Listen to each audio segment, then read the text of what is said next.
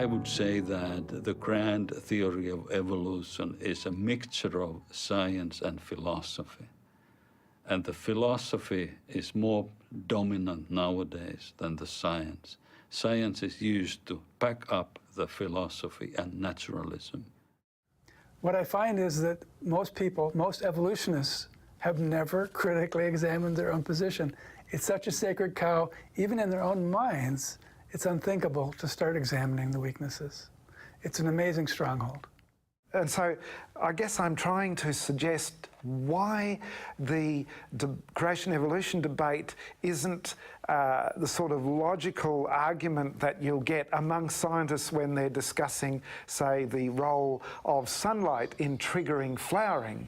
But with the creation-evolution issue, if evolution is not true, then it means we're created. And if biblical creation is true, then it means it's the God of the Bible to whom we're accountable to. And that, for many people, is a no-go zone. You know, if you want to consider yourself part of the intellectual elite, you must be a Darwinist. It's that simple. It's like the fee you pay to get into the club. And so this is a very, very strong motivator. And there's a flip side to that, which is if you don't hold it, you will be ridiculed and treated as if you're really stupid and really ignorant. And so the fear of ridicule is just palpable on campuses. There are many, many scientists who actually realize that there are major problems with Darwinian theory, but they are silent because they know if they speak their doubts, they will get in trouble. They won't get grants, they won't get funding, they won't be politically correct, they won't have friends. All the stuff that makes for academic success goes away if you question Darwin.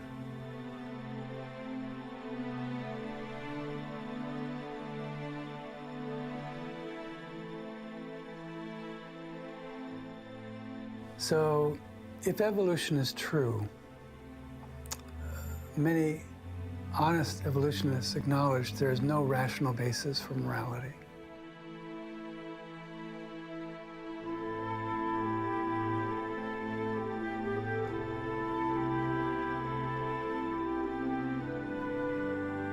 It opens up the prospect of all sorts of things like what really is ultimately wrong with abortion. I mean, after all, if you've got an unwanted pregnancy, why not terminate it? What does it really matter ultimately? What if someone is old and unproductive? They're a burden on society. Society has to support them, feed them, care for them. Why not just help them along the way, get rid of them, you know? Now, there's some moral implications there. If the Creator made us, then He owns us and has a right to make the rules for us.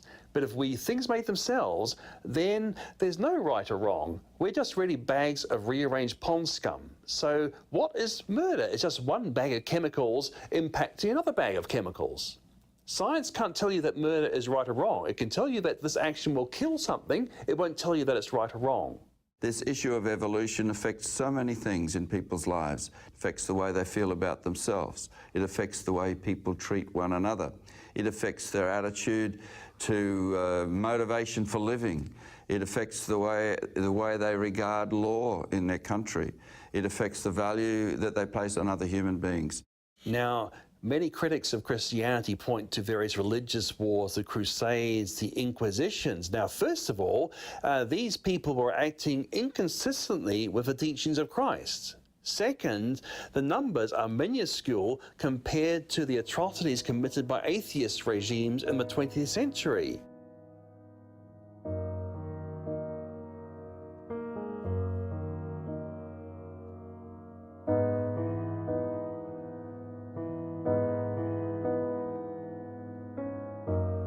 Now, evolution has been used as a basis for society, and that society was the society of Nazi Germany.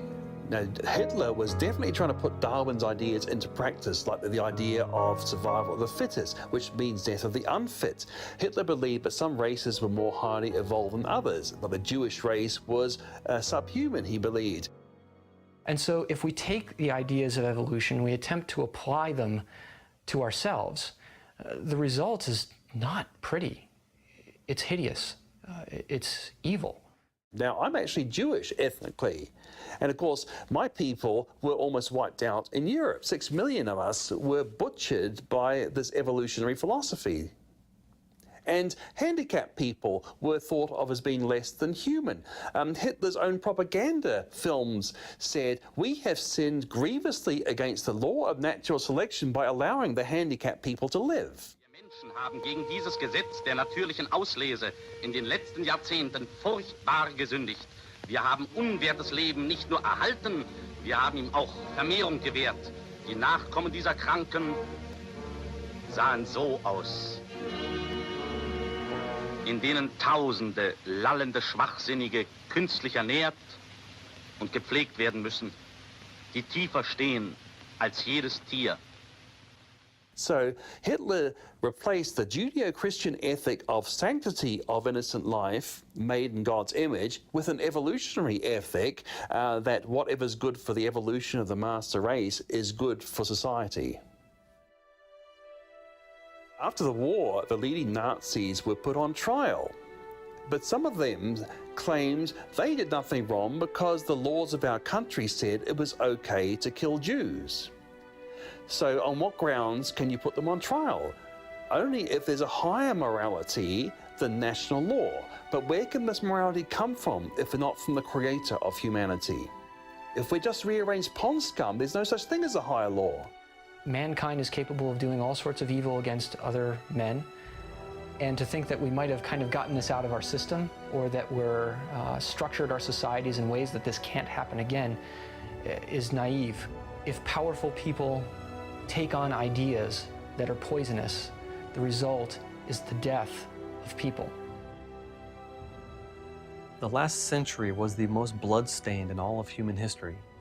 And this was not due to religious wars, some people like to point to. It was at the hand of genocidal, mass-murdering governments led by men like Hitler and Stalin and Chairman Mao and Pol Pot. Now, all of these regimes had one thing in common, and that was a devout belief in evolution. This caused them to view people as nothing more than animals to be culled. I mean, Mao regarded himself as a disciple of Darwin. Hitler even wrote that struggle is the father of all things. He who does not want to fight in this world where eternal struggle is the law of life has no right to exist. Now, a lot of people say this is maybe stretching things too far, but what if you were one of the ones consigned to the gulags or the gas chambers or the firing squads? And you also believed in evolution. What basis would you have for saying that they were wrong or acting inconsistently for what both of you believe? But have we really learned from history? Because the same philosophy behind Nazi Germany, which is evolution, is now being mandated in the government schools across the nations in the Western world. So should we be surprised that some of the consequences will also follow? Already we're having leading philosophers and so-called bioethicists talking about killing babies after birth if they're not fit enough. It's difficult to anticipate what any one society would do if it fully adopted an evolutionary view. Because if you try and derive morality from the animal kingdom, for example, there are all sorts of moralities that you might choose. Because when we look to the natural world to define a morality statement, what we find is that all sorts of different animals make their way in the world by doing all sorts of different things.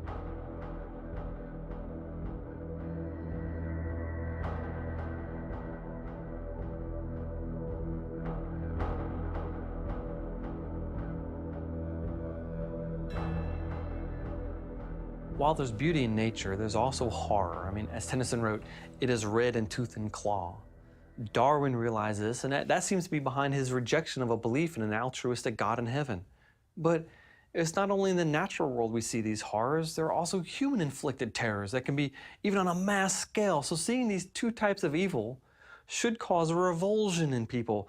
The reality is, it should cause us to stop and realize that something is actually wrong. It shouldn't be like this. No one is really reconciled with death. Yet evolution says it is all perfectly normal. One of the biggest problems people have with the God of the Bible is that if there's a God of love, how come there's so much death and suffering in the world? Now, the Bible explains this because death and suffering in the Bible is a result of man's rebellion against their Creator.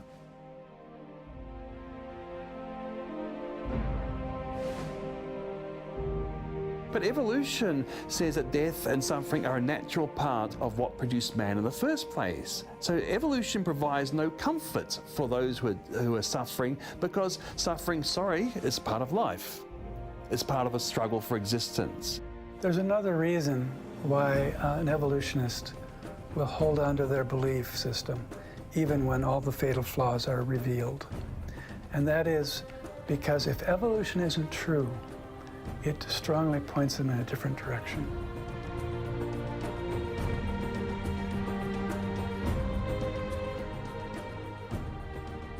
Because really, if the universe and life didn't self-create, if it didn't happen spontaneously, then there has to be a creator.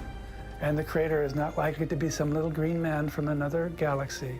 The creator is going to be Almighty God. And so if God is truth, I'm going to try and orient my life in ways that conform with that.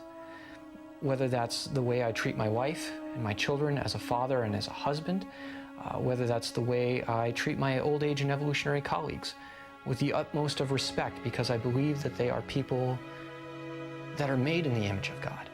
They're no different from me. They're no different from anyone else that I know. And when we start off with that idea that God made all people and that He cares for all people, if we let that sit in our hearts for a little while, it really affects the way that we treat everyone we come in contact with. Salvation doesn't result from intellectual activity. It doesn't come about through figuring out God or theology. It is a spiritual transaction.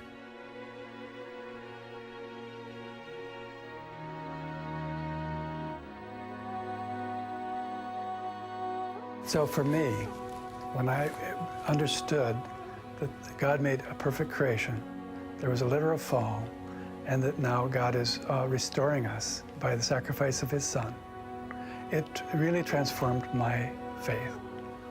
For although I was a Christian for 10 years, I was an incredibly weak Christian. And so every aspect of my faith was transformed by more fully submitting to God and believing His Word.